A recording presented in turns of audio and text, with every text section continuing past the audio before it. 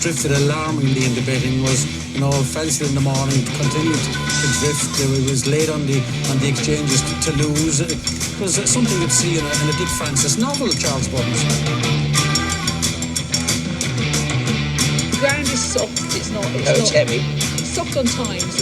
It's heavy. Okay.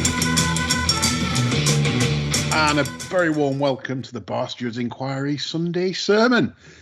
What a show we've got for you this week. We're talking Baaeed, we're talking Champions Day, we're going through that. We've got lots of stuff to talk about, including much of your talking points, which you've put on John's thread today when he asked us some questions. And we have some cracking questions. So this should make for a really, really fun show. And joining me, as always, are my two favourite cohorts, John Lang and Chris Lorne Malvo off Twitter. Good Hello. Evening, chaps. Good evening. Right, John's chirpy. So here we go into the review of yesterday. We always start the show with the review of the racing, and of course, there's only one meeting to talk about, which was the Champions Day. Yes. Just before we do, John, just a talking point here. Champions Day attendance was 23,742 paying customers, which is subsequently heavily down on previous years. Why do you think that is?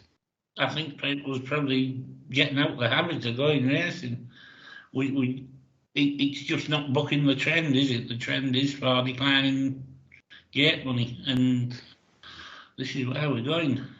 Well, I mean, there's two things to me that contributes to it, and quite a few listeners have said this in the past and have mentioned this to us, and it's obviously to do with cashless. Obviously, it's not popular with many racegoers. Many racegoers like to see what they're spending in front of them. They like the feel of cash in the hands to know, right, this is my budget for the day. Not everyone likes the old Apple Pay and and all this baloney. I think cashless is one thing, but I was really shocked at the admission prices. I never checked, and then I looked and I couldn't believe it. The cheapest enclosure ticket, I believe, was £37. Well, they probably get, don't they? Well, the best enclosure was like in the 90s. I think it was 93 or something.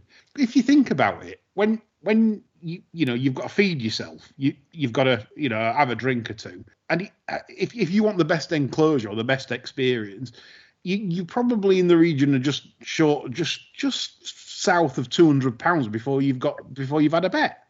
So yeah, so I mean, I don't. For a day out in cold weather, isn't it? It is, because I mean that's the other thing coming on to Champions Day. Is this the right time to run a champions meeting? Is because I mean it's going on to the ground, etc. Running. It's most years running slop. Some people even commented saying they should have put a 3 mile novice chase on. Is this the right time to run it? Well, it's the obsession with all things being Ascot, isn't it? Ascot used to have a perfectly adequate Festival of British Racing in the middle of September. Yeah. Where they ran the QE, so the Royal Lodge, the Fillies Mile. I believe a certain Italian Sardine had 7 winners at the meeting. Yeah. There wasn't a lot wrong with that for me, and plus the Champion Stakes would have stayed as its rightful home. Yeah, which is of course Newmarket. The thing is, where I'm going on to this is because Ascot every year it's soft. I mean, should we be running it on soft ground? Is there another track you'd maybe move? Would you move it? Would you say, if you're going to run it at this time of year, would you move it to the all weather? I'd take it to Newmarket in a heartbeat. Yeah, because Newmarket, although does have soft ground in general, when he puts his watering cans down, it's generally difficult to get on the soft side of good. You get away with it at Newmarket, aren't you? Yeah, considerably more likely. And plus, it would be the only straight course Group 1 in Europe. Yeah. So I also saw some posts on how you'd enhance Champions Day further. So, okay, let's say the status quo remains. It's always going to be at Ascot. It's always going to be run this time of year. They're not going to change that. I saw people saying, would you have more races, John? Yeah, I think the card's all right in itself. One thing I did notice yesterday, like the maximum fails for the Phillies race and the Champion Stakes itself, 14 runners. That's absolutely outrageous. Yeah, no, that's a good point. Yeah. What else are they doing with the track? I mean, the 10 furlong course, I think it maxes out at about 20, doesn't it? Yeah, oh yeah. Well, good, yeah. And look at about 24 in the mile and a half. I can only think, if that's the case, is that to do with watering and they sort of not watering the outside of the track to cut costs? There must be a running railing or something. I mean, it's all a bit suspicious, I think. I mean, and I know in recent years maybe not, but we have had 20 plus Champion Stakes trails. Yeah. No, well, couldn't have had that yesterday. No, it's a fair point. I mean, you could. I mean, I know you're like me, John, a bit of a traditionalist, but you could. I suppose you could move the Dugher maybe to Champions Day, but you wouldn't like that, would you? No. Not at all. I'd like stuff going back to Newmarket, not back. Not the other way. Over to Ascot. No. So that's another shit idea from me. Right, yeah. I'm just throwing it out there. You know, people said things on Twitter. You know, it's like. I mean, technically, Champions Day, the Dugher probably should be run on that day. You know, because that is the official champion 2-year-old race, isn't it? Right? I think that's it. That's more the point I was making. That it's like, so we've got the champion milers, we've got the champion mile and a quarter horses, the champion fillies and mares. There's argument, but then we're getting like Cheltenham, are we? We'll probably turn it into 5 days, and you know, and don't give Ascot ideas either. Yeah, that's I think. To be honest, I enjoyed the six race format because I think it's just the one handicap, but it's a high class handicap. And it was like to take away a Chinese without a starter, wasn't it? It was just enough and left you just wanting a What an analogy! I like that one. That's a fantastic analogy. Yeah, you were just full, just nicely full. Right, okay, then we'll review it. First race saw me fall on my sword on Waterville. Many critics. I actually had messages on that private messages, people telling me that I was going on one angle and I was wrong before the race. So at least they were after timing. But I got some stick on that. I nearly sent you one after 3 furlongs. Yeah, but the thing is, there must have been something amiss with him because obviously he's got beat back. He's 58 lengths behind Eldar Eldarov, so and that was in 7th. So you could. You'd like the Contiki as well. So as per someone who's known, there's something amiss. It appears that way. It was very easy to back, and obviously ran exactly like that. But it is what it is. I mean, it's there on the clock. I don't care if he's done it in an handicap. He's done 34.51 for the last 3 furlongs at the Curragh, and that's with not a clean passage. So that for a staying horse, that is high class. So I wouldn't give up on Waterville just on that effort. I really wouldn't. You couldn't raise him off on that because I mean he's not lifted a leg, has he? No, he didn't pick the bridle up. He sort of niggled along after very early. Never picked the bridle up, and I just wondered if they were going too hard because I was just watching him thinking, well, is that because they're going too hard? And they weren't, because basically the horses to the fore, you know, were sort of ridden obviously further forward than the back runners. So a strange sort of run from Waterville, but nevertheless an exciting finish. I was cheering for the second just because my hero Robbie Coltrane, Cracker, passed away last week. I just thought it'd been really fitting if Coltrane had won. Might have got some mileage on ITV and BBC News if Coltrane had won. Who knows? But should have got the race anyway. Yeah, I mean, a lot of people said that. Said that basically, you know, that should have been chucked out. Chris, did you see the finish of that?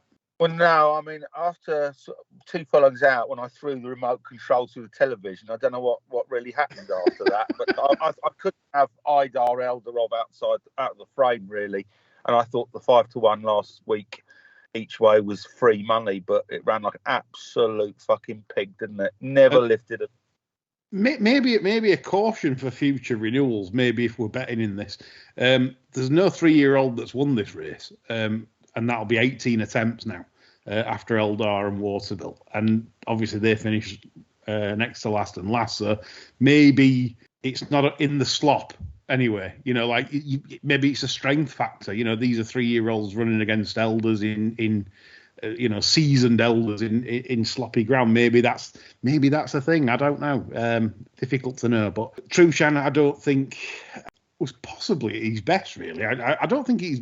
I mean, what do you think Holly's ride on Trushan, John, in the race? I think she was really keen to get him covered up, hence the hampering of Coltrane and another one on the first bend.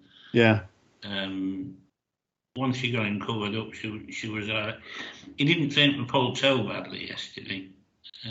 He was probably doing enough for most people's liking, but I think he's run about £8 below his rating myself. I'd give him 115 for yesterday. Yeah, I don't think there's anywhere near that 123. Obviously, with Coltrane's official rating 113, Trollum was third, Stratton, the old boy, was fourth. So the form's not electric really in terms of ratings. So I think Trushan's not ran to his best and still managed to get the win. I don't think he's been in peak form this season. Maybe it's the thing is, John, if you're training him and then King's withdrawing, so you're building up to a point, a crescendo to run a race in group company, then you have to scratch because of the ground.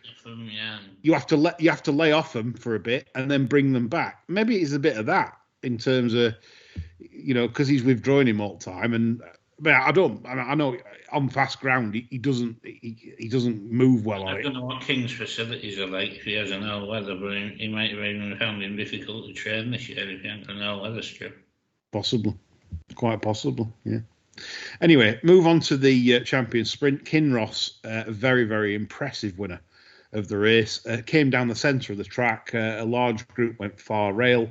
Not sure if that had an effect. It might have done. I don't know. It's hard to tell really because, as we'll come on to later in the Balmoral, they all went far side for some reason. Which, if you watch Kinross in the middle, someone might have thought, well, I'll try it out here. So Kinross, incredibly impressive. He's clearly a £10 better horse with juice, isn't he? Clearly, that is purely and simply the key to him, isn't it? Yeah. He goes on good ground. There's nothing wrong with his form on good ground. He ran all right there in the summer, didn't he? But this was pretty dominant, really. I mean, again, I don't think he's massively exceeded his rate. Now I give him 119 for that yesterday. With Run to Freedom, probably run the career best 1-on-2. But I'd not want to back him in a 6 furlong Group 1 sprint on quick ground. No. It's that simple. He's definitely, you can minus 10 off when it gets quick. He's still very useful. He beat Pogo at York in the summer on quickish ground. So he's absolutely no problems. I just genuinely believe he's an absolute machine when he's got give underfoot. Okay, move on to the mares race. Emily Upjohn. Recovering her form, I still don't believe she's ran to form. And people say, well, she won 3 lengths, but I still believe she's probably a little bit below the level that she showed probably in the Oaks. Would you agree with that or disagree? Yeah, I mean, at the end of the day, she's making a couple of lemons, hasn't she, in second and third? Yeah, 50s, 80s. And the thing is, in this ground, fillies at this time of year, sometimes I wasn't there, sometimes the Kurtz goes. You are literally sort of like. You're in the hands of Adele in these situations. If they have a beautiful mind. Adele and Ken. Yes, yeah. Oh, Ken, yeah, I forgot about Ken, yeah. Was Ken working on Saturday? I heard him mentioned a couple of times. I didn't actually look up from the computer to see if it was the real Ken or a stand-in. Yeah. But I did hear the words Ken and Peterson mentioned. Chris is staying quiet on this one because he knows he's going to get the wrath of Dominique Hamblin if he. Well, he has a sort of a cult following, doesn't he? He's sort of like, what's that woman? Cult? Well, no. Cult with an L. It's sort of like that woman that does, what is it? Fucking rinses out tins of alphabetti spaghetti and tells poor people how to prepare a meal. So, Ken has a kind of a following amongst people that sort of suggests that he can't do any wrong. And the point I make is that the capacity in which he's used on William Hill Radio and on the TV is as a pundit stroke tipster. So it's all very well saying, oh, well, he's such a good judge. Well, that is maybe, but he's trying to advise people on what bets to have based on his paddock analysis. And for that, I think he's fucking dreadful. But that's not a view shared by others, I'm afraid. Well, we as here at Barsters, we have our own paddock guru in Norman Adams, and he'll be back on this winter, ploughing his trade. So let's hope he gets a few wrong, and we can lay into him. But yeah, so Emily Upjohn, I would think. I was very pleased. Obviously, I backed her. I was very pleased. I thought the price was good because if you look at it, she was 3-1 to win the King George. She was 6-4 in the Oaks. She was 4-7 in the Musidora, and all of a sudden she's turning up here on the back of an absolute blowout. In the morning, 4-1, 9-2 was easily available, and it was just too large because that's what you're betting on. Gosden's great with first-time hoods, and you just bet him whether she comes back a little bit. But I even knew she could run probably 90% and still win. And I think that's what's happened. I would give her about 115, John. Would you agree with that? I give her 113. Yes. 113. Yeah, fair enough. No, I understand the down rating because it's, as I said, I don't think she had to run anywhere near like her best. And she was a little bit too keen for me as well. I was sort of. I'd actually put some lasing on the machine and bailed all mine at like 1.3 something because I just thought I genuinely felt she'd pulled quite hard in the early stages. So I thought I've got to be out of this if possible. Move on to the 320. Shock winner in Bayside Boy. The blinkers, second time blinkers, obviously won last time in first time blinds, and then absolutely it looked a shock. But I tell you what. This was my performance of the day at Bayside Boy because how it's won, people moaning about in Spiral walking out the traps and probably Frankie stopped it. We don't know. But anyway, Bayside Boy literally was in a terrible position given the pace they ran early. The sectionals tell all as well because he's ran the last 3 furlongs quicker than Kinross. I don't know. This is the thing. It was a terrific performance to win. Where he's come from. So I don't know how to explain it. Maybe the soft ground blinkers. Who knows? Thoughts, John? Well, I gave him 113 for the win with the upgrade of £5, given where he came from. Yeah. Which, as I said, pans out at like 118. But on the actual performance, beating Jidomi, who finished lame about 2 lengths. I gave Jidomi 1-1-0. Couldn't have Jidomi on the career best and finishing on 3 legs. That's actually a very good point. Which I mean, there's quite a few, including Icy's testament to this, regarding the way UK rate their horses. We always tend to rate them too highly, no matter what. And I think that's sort of borne out at the Cheltenham Festival for many years, where Irish horses come over and we rate our novice chasers that's beaten one that's unfit by about 20 lengths. Then we slap a 158 rating on it, and it's like, well... I mean, Check and Challenge has gone into there fairly exposed on 111. Now, that one shot around and dropped to last just over the quarter-mile pole, and then he's run on. Now was that his mark after being hampered? I say no, I give him 107. You make some very good points there. But again, it's a strange race. It's still strange because the closing sectionals for Bayside Boy are excellent. It's the fastest of the day in terms of like last 3 furlongs. So clearly, I know it was more slowly run, so obviously you're going to get probably faster later. But it's still run much faster than modern games, and everything around it. So it's an interesting performance from Bayside Boy. He's obviously got a lot of ability, but has his quirks, but rates as the performance of the day for me. We go to the big one. Lots of questions here on Baaeed, which I'll get to, but we'll credit the winner first because Bay Bridge, John, you tipped up on the show. You made some really good points about why you really liked it, and both of us have liked this horse all year. And you had more conviction than I did, but certainly it was lovely to see him win, because that's what we know he's capable of. And secondly, this is a horse really we've thought is definitely a proper Group 1 horse all the time. So it was lovely to see it. Thoughts on the race? Well, the thing was, from our perspective, I had to get stuck in really, because I was absolutely convinced he'd beat Eddie over 10. 5-1 against 10-1. It was an absolute no-brainer. And then when he was out to 17 on the machine, I just kept backing him and having double the amount on the place. It's around even money, because I literally didn't think I could lose any money on the race doing that. And the things panned out perfectly for the horse.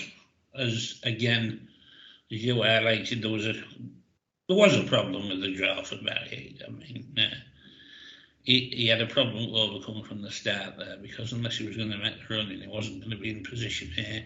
I think that's it. I think maybe the draw, we talk about, maybe it is slower on the inside. We keep talking about years gone by when they used to go under the trees, like in Swinley Bottom and things like that. There definitely is something there with the track, because look at the amount of handicaps at Ascot and stuff, and everyone's saying, like at the Royal Meeting, oh no, you don't want the inside. You need to be sort of like middle-ish, middle to sort of mid-high, and to be able to, and so and that's borne out over the years. It's there in black and white. Yes, you can win from the inside, particularly on quicker ground, because naturally it's the shortest way around, like people point out. But I don't think Jim, who has come under criticism for the ride in various quarters, could have done. I don't think there was a lot he could have done, to be honest, because he'd have been conscious of the fact if he didn't get a bit closer after missing the break, he wouldn't want that horse to go king, because he'd be looking after him as much as he could on the ground to make sure he got home. Exactly that. I mean, he's only run the once over 10, and it was completely different ground. So he'd want to leave some finish on him, and the last thing he would have wanted him to do would be go keen on that downhill run after the start. So his hands were tied a bit there. He was more than close enough turning in anyway if he'd reproduced his York effort, which he didn't. And again, I'd just put it down to the ground. Yeah, I think, look, I come up with the draw stat Friday. I genuinely think the ground was sort of 80 to 90% the reason. The draw just adds that little bit of extra. It's not ideal scenario. Like you say, if he pops out, if he's an horse that pops out and gets on the bunny, it's a lot different, that draw, I think, than having to sit in and, it's not an idea. It wasn't. For me, Lee, he got away with it last year when he won the QA2. I don't think that suited him at all. No. I think, looking back, this is hindsight, which is a wonderful tool, of course. Looking at how fast his action was when he quickened up at York, you'd have to conclude that ground like yesterday's wouldn't be much use to him, really. Yeah.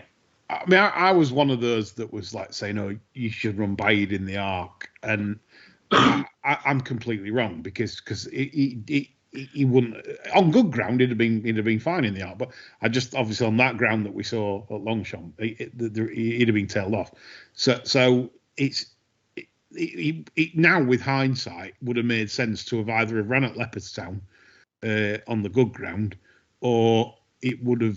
I would personally have loved to have seen him at the Breeders' Cup over the mile and a half race, because a track that you'll be getting fast ground 95% with 95% certainty, and it's, if you're going to stay 12, which I don't think you have any problems, because you could put him to sleep, no problem, whatever you want to do, he's going to get it on American tracks. So it would have been, I think, a spectacular finish to his career, because it gets the glitz and glamour of the US press and everything else, and it gets him, like more like world renowned, so to speak. So even though it might have been a dog shit race at the Breeders' Cup when you got like beat Mishriff again, it still would have been, I think, he would have got more publicity from that Yeah. than even if he'd have won today.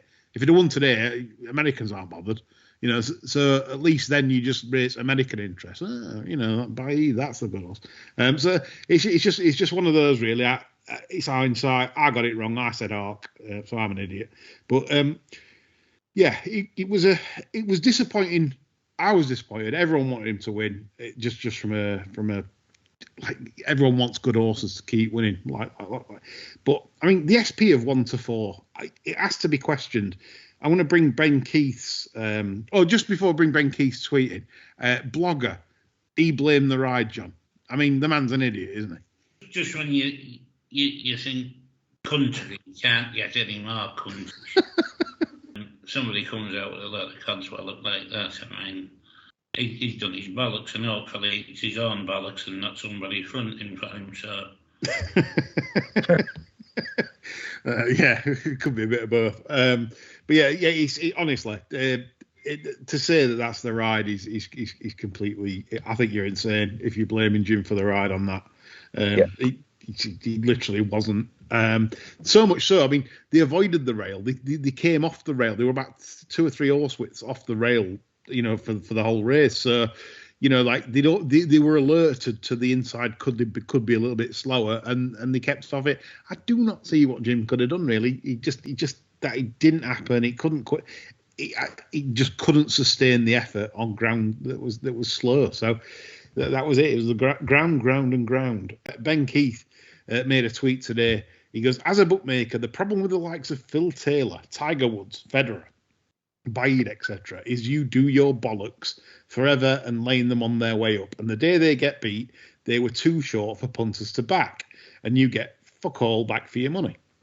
Or fuck all of your money back. So I mean, my point here is, though, I mean, someone put a funny tweet and said like with the smallest violin, kind of playing here. But the thing is, for me, this horse always had question marks on the ground. It wasn't even sort of like hidden in the media. The media sort of said, well, will the ground be ideal for him? This and the other. There was reasons not to play at 1 to 4.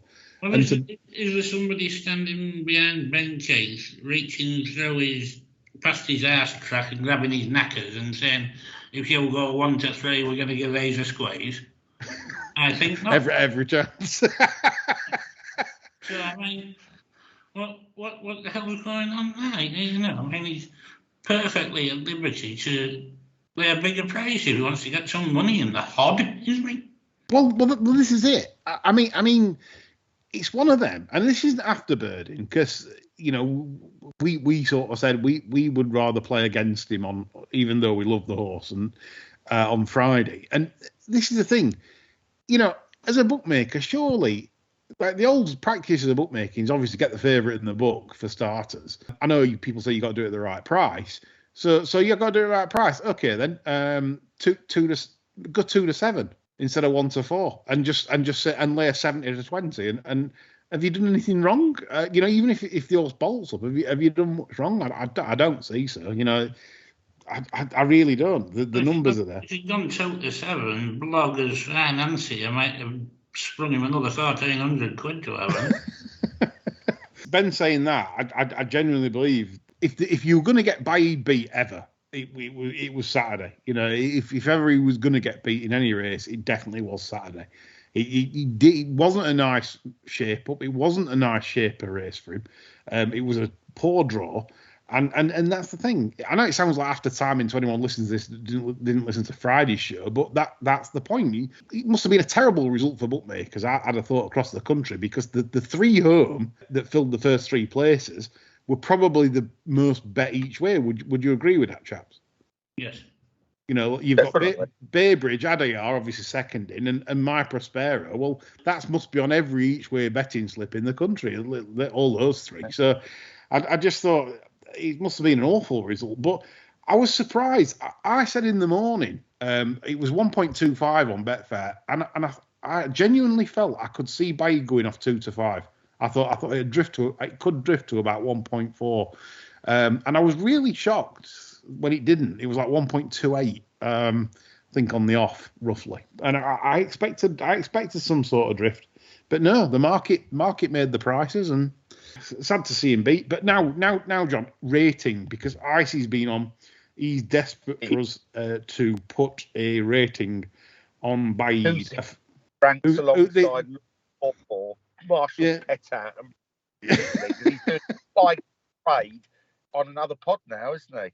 Oh yeah, he can fuck off. He's now with Holder and Lowry on Pro Bet. That's it now. Pod Wars. It's like a Simpsons episode, isn't it? Anyway, but yeah. So as long as we're my family guy, fuck this. John, you actually look like Peter Griffin. Right, so and behave like him. I know, get fucked, GB. Right, so ratings time. Baaeed, what are we saying? Right, you've got to, the thing is, and you have to analyse it. The York performance, he's 134 plus.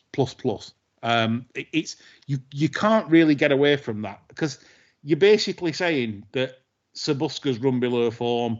They've all run below. You're basically saying everything in the race has run below form, which is of course possible, but probably unlikely. See, I think they did. Well, it is possible. That's the thing. This is what makes debate good, right? I think getting set on the fire early enough in the straight to try and run the finish out with Baaeed meant Mishriff ran below form. Yeah. For a fair pound. Yeah. I think Sabuska's run a blinder, but still not in his rating. I'll give him 114. Yep. And I give Baaeed 130 plus for that win at York. And as luck would have it, that's the best rating I've ever given Baaeed. Yeah, I genuinely think that the York performance is 134 with a plus. That's what I come to with that. Is anything else he's ever done matched close to York? No. Which means you are at best, if you take York out of the equation and just say, well, that might be false, you'd have to come to the conclusion he's 130 to 131. I honestly think, and that's the model answer. IC's answer is 131. That's interesting. Yeah, I mean, I could see the hand. You know what the handicappers are like there. On one bad run, obviously he officially 135 going into Ascot.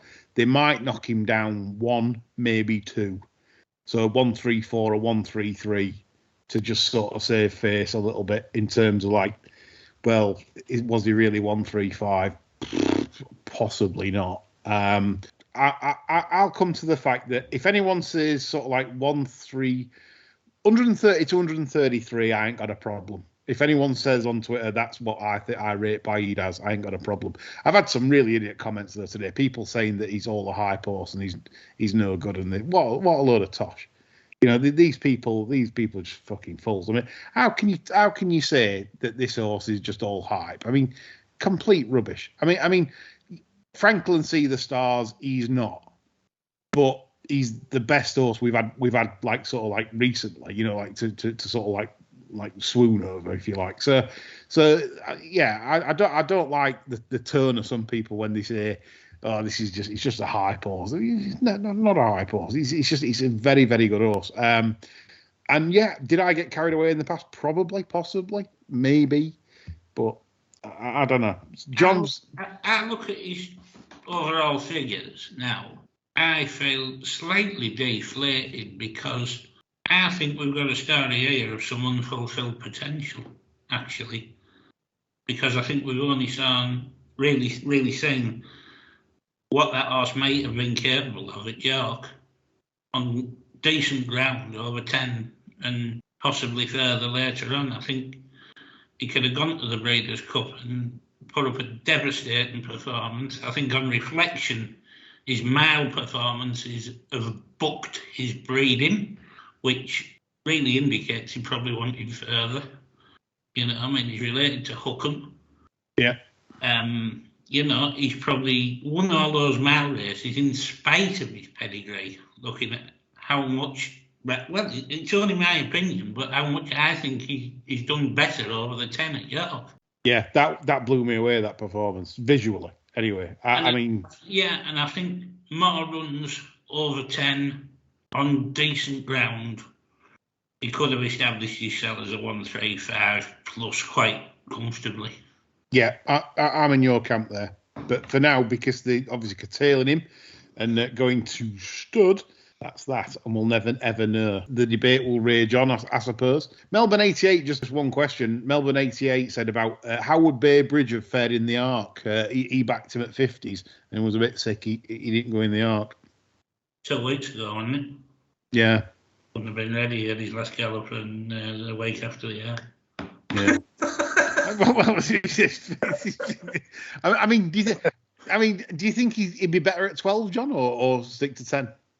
I think we've done the right thing sticking to 10 this year. I'd be absolutely convinced he will have a crack at the Arc next year. No, I mean, just as keen. He can be a bit keen, can't he? So that's the. If somebody's saying 12, you know, like... Yeah, we can go a good lick in the Arc. I would have thought he'd set that right there. Yeah. So, unlucky Melbourne 88, maybe next year. Okay, a lot complaining at got some questions now. The ITV coverage, which they were throwing the kitchen sink at it, according to Ed Chamberlain. And Samuel the Cat's been on. He says, gambling is a working class activity. Why on every channel is every pundit either an inside ex-jockey or a posh woke non-betting knobhead or a gravy training Darryl Williams dead behind the eyes, no one in? Why are the grizzled gambling types like the Barsters not allowed near a TV set, John? Well, I think if anybody actually saw the Barsters, they'd know. Fucking right. We're not allowed near a TV set. Yeah. Or within 200 yards of schools. Yeah, it's fucking... Yeah, well, I think... Yeah, we're definitely built for audio, I would say. Yeah, this is why we've had questions in the past saying, "Oh, will you do a video cast, you guys? Because you're so funny, this, that, and the other." But I mean, if you do a video cast, Jesus, I mean, it's just no. You know, things droves. I mean, whatever they want to say is, do think we turn up in a fucking clown car or something? The doors fall off on mine. Yeah. And fucking budgies on the table doing tricks or something. So anyway, back to the ITV coverage, and Andy Patey also messaged the same thing, saying just exactly that why has it changed so drastically, the coverage over the years? I can remember people used to slag the old Channel 4 coverage off, with McCrearick and everything, but I think it's a case of be careful what you wish for. What you wish, correct. Because now we've lost all the sort of like the hullabaloo and the comments on the betting and like Chapman even admitted on a couple of on the betting show a couple of weeks back on At the Races, he actually admitted that without naming ITV, he just said it's all about stories now. That's all they want, stories.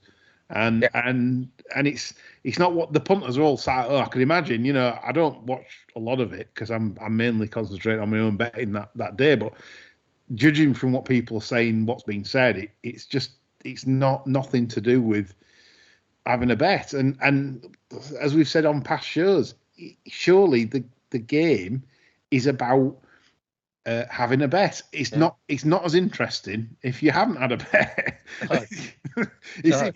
Unless you're a breeder or a wealthy owner or a trainer, or you're involved in the sport, or then generally you just like watching horses run around a field. Without the bet, it's the adrenaline isn't pumping. That's where the coverage should lie. John, it's a false narrative as well, isn't it? Because none of them, for me, truly believe in what they're peddling. If you were attending a race, mate, and you were dashing in to have a sandwich before racing started, and there was only a seat next to one of the ITV racing team, the canteen, and you sat down, you wouldn't strike up a conversation and start discussing the day's likely stories. You'd talk about what you're going to back and what price it was, and they'd be right back at you with what they were going to back and what price it was. Yeah, it's a false narrative. Yeah, it's disappointing, and I share the disappointment of many of our listeners in terms of output, and a lot of people have also said about the quality of sort of pundits currently on ATR and racing TV, which that's what I suppose we should be more disappointed about maybe the pundits on ATR and racing TV than we are on terrestrial television, because terrestrial television, you've got to be a little bit more mainstream and a little bit more, like you have to think about things a bit more. But or what you're saying, but the racing channels that are basically dedicated to racing, I don't think should be dressed up as. There's a lot of them I could criticise for their output, but I'm not going to, because it's also not probably the easiest job. You're travelling around, going to gigs, this, that, and the other. You've got limited time to study form. I've got more time to study than they have.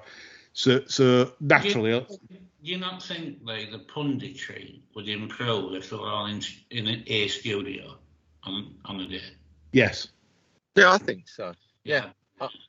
I think Massively. Encore's punditry, I can see that sort of withering on the vine. I really can. I mean, certainly on the satellite channels, that you often look at, why are you even there? Is it just to make the numbers up? Without naming individuals, there's very few that add anything. And you could transfer all that to the studio and get a better product, I think.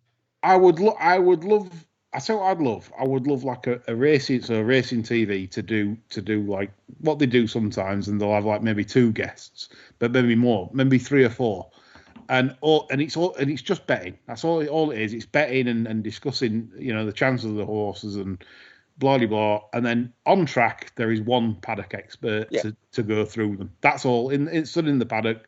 And they're going through the horses, and this looked fat. This isn't. This looked well. And provide that's proper output. But as it's Ken in the south and Norman Adams in the north. Exactly, yeah. We'll get our Norman Adams out there. So that you're right in that.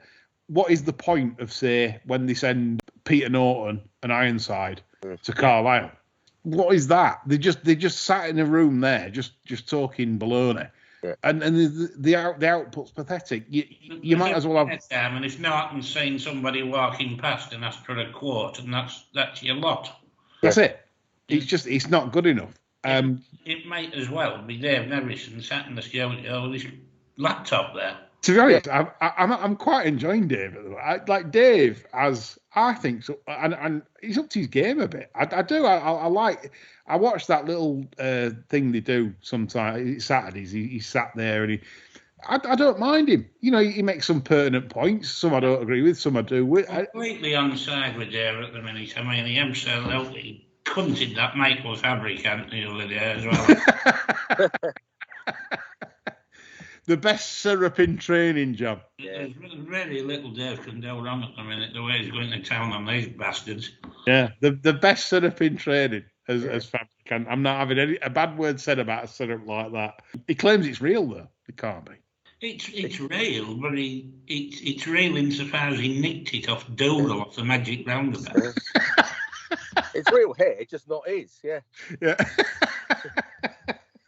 So anyway, Fabricant, here we go. Right, so another subject. So we've discussed why ITV are shit and what we do there. So do you like our suggestion for good bettors like Nevison, some of the good bettors in a studio that have real money on, not these idiots that just so this has got a nice back end, nice each way chance. Have real money on.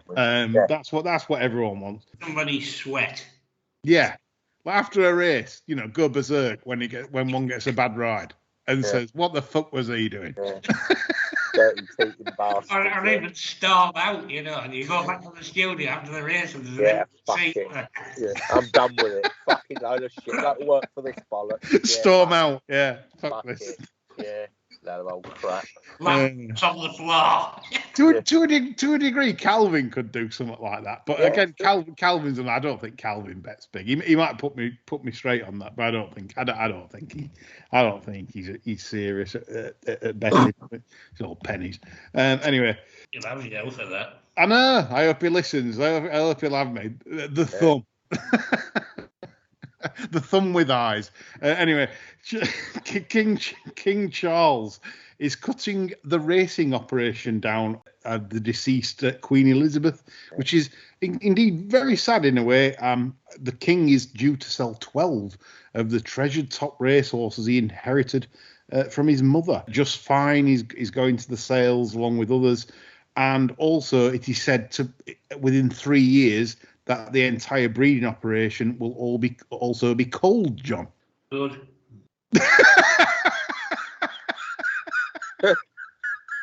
Yeah.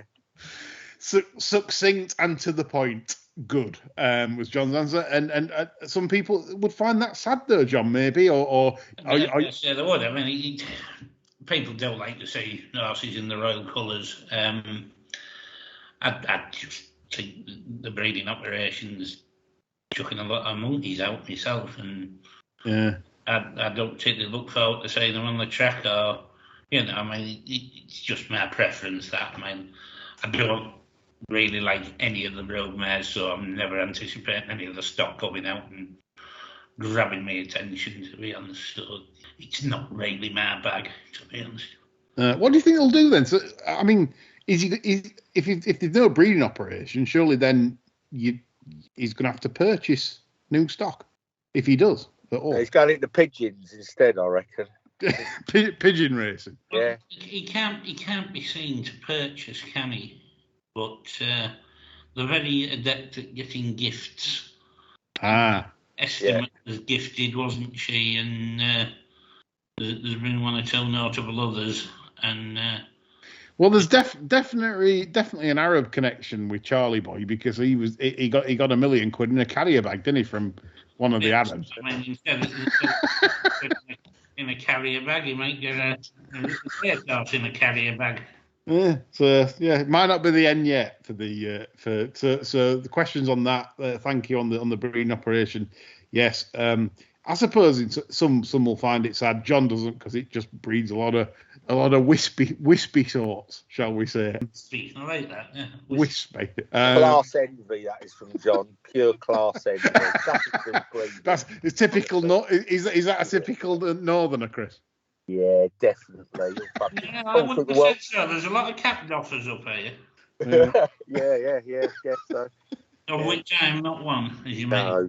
No, definitely not. Okay, Ammo Racing apparently have definitely cut ties with Michael O'Callaghan and have removed their horses.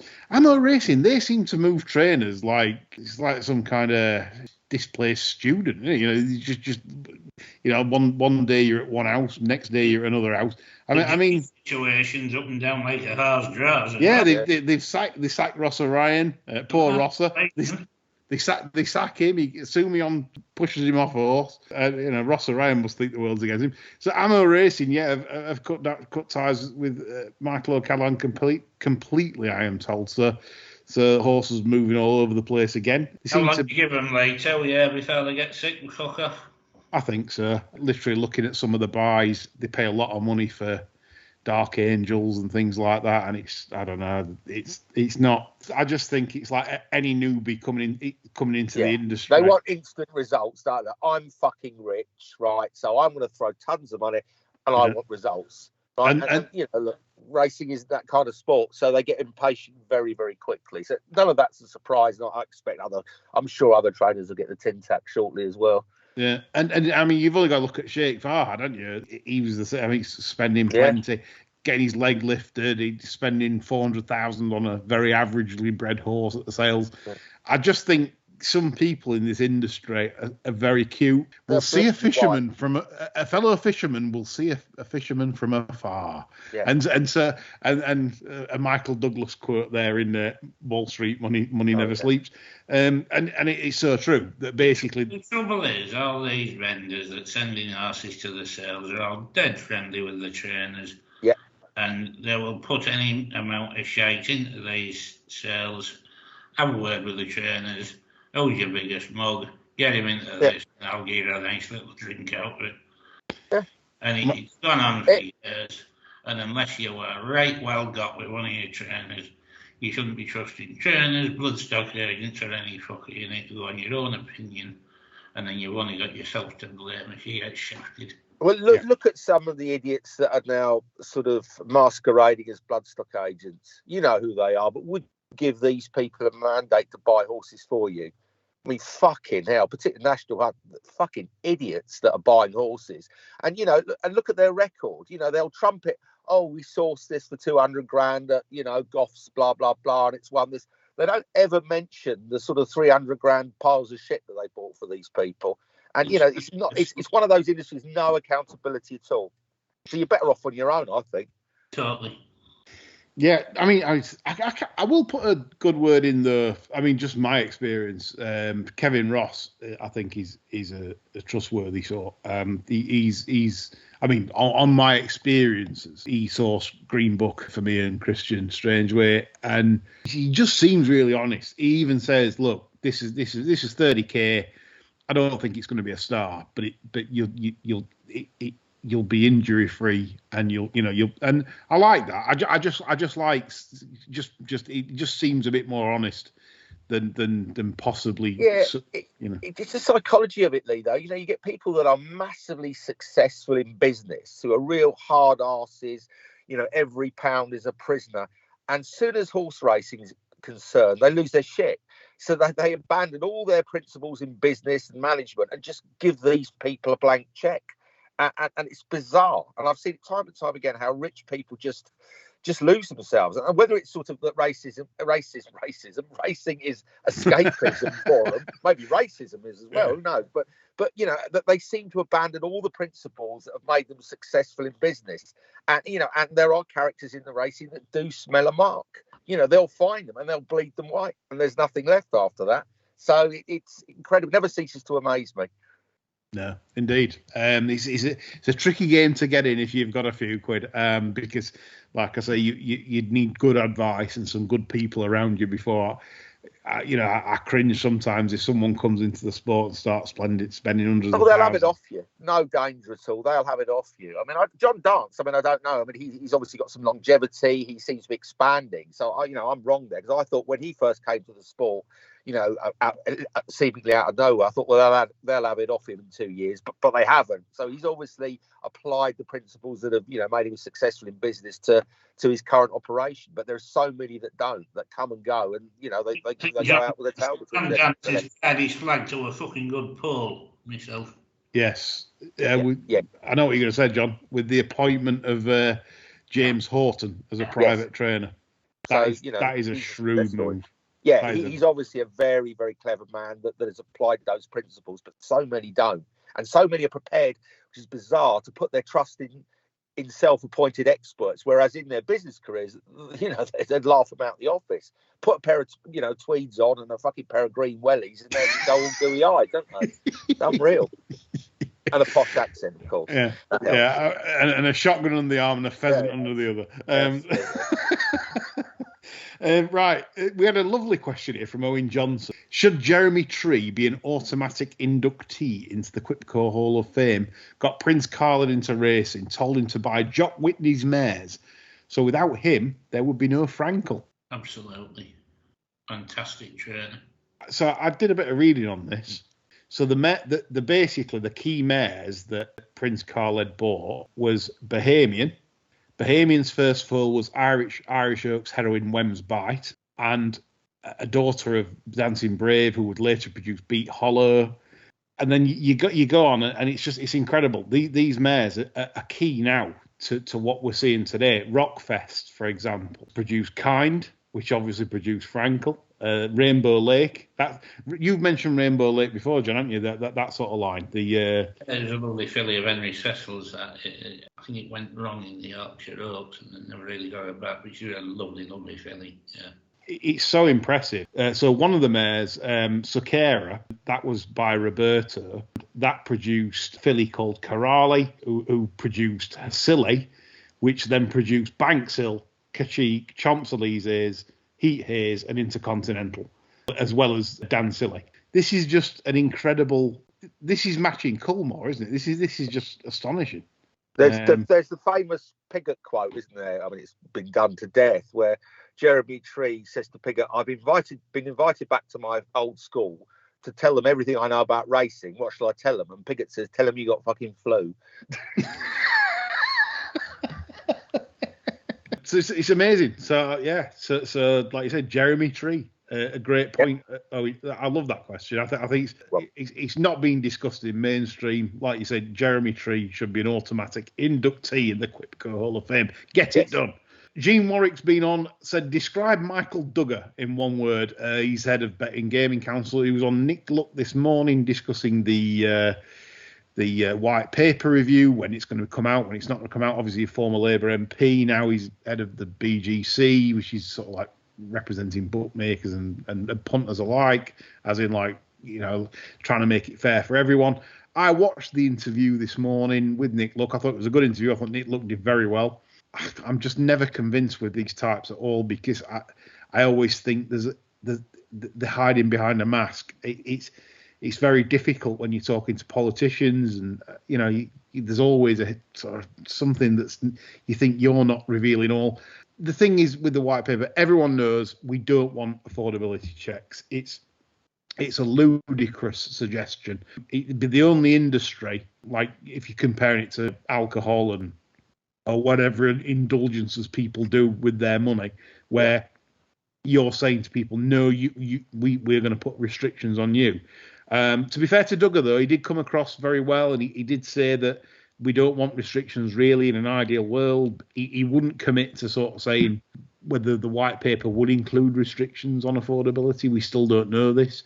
But the point being that it's off-putting for punters. Punters do not want to provide bank statements. They do not want to provide personal, very sensitive information to someone from Bucharest.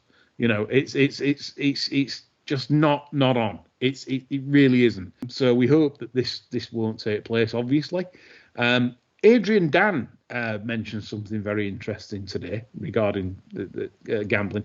William Hills are due to or going to introduce a player safety customer service area in betting shops, and where customers and staff can privately interact around safer gambling issues. What on earth is this about? Is this where you retire to a neutral corner and one of the staff comes over and fans you with a towel and slaps you up the shop? Yeah. Get you out your stupor and give you Oh, you okay to continue? Yeah. Send you back out to start fighting again. Yeah. The thing is with this, right, and this is my issue, that most gambling suicides, etc., are because of the shame of what they've done. We've done 10 grand, I've done 5 grand of your savings, and that I've pinched, and I'm too ashamed to front up. Well, done with it. Yeah. And then someone said to me once, who family members underwent that sort of trauma, and the individual concerned, who had a failed suicide bid, and he said to me, it would have been better, less shaming, had I gone to my family and said, I've got a crack cocaine habit, than a gambling habit. And that's the kind of, and that was fairly recently, last year. And he said he'd be less ashamed to say, look, I'm on the gear, I need help. And he said he felt that people would rally around him if he thought he had a substance abuse problem. But for gambling, he just so ashamed. Ultimately, he did sort of, he got the help he needed. But socially, it's almost more acceptable to be a crack addict than it is to have a gambling problem. That's bizarre, I think. It is. Totally bizarre times, and that's a bizarre introduction. I mean, there's no gambler on earth that's the thing. They won't admit they've a problem. That's why they carry on and do what they do. But it's the shame of it. It's telling the wife that you've done your savings in, or you've done your money in. They daren't do it. So some people are so like pressured, thinking, well, what are my family going to think of me? And that's what forces them over the edge. So we need to be looking at things like that. And the thing is, as I've said before, bookmakers annoy me because they can spot winners a mile off, so they can spot absolute degenerates and people that's got problems a mile off also. So that's where the problem lies. All this is just absolute sheer nonsense what we're actually going through right now. All these checks, sort of like grifters joining public health. What a load of rammel! It literally is a bookmaker. They've got the software. You're a degenerate. You're a winner. We know you are. But we know what they've been doing for years, which is not spotting the people that have been doing money in that they can't afford. They've just let that carry on, and they've been more than happy to rinse people, which is a disgrace. Yeah. And now everyone else is getting the blame for that. It's like, bar them.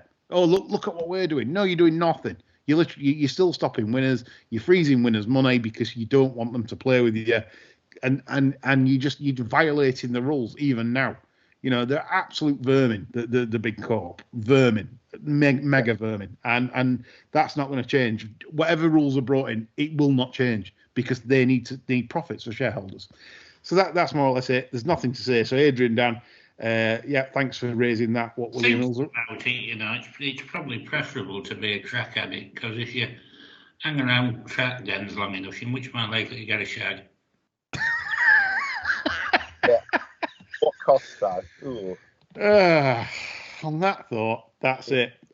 We've enjoyed this chat. It's been a good show. Thank you for your questions. You've made the show. We're back on Friday this week.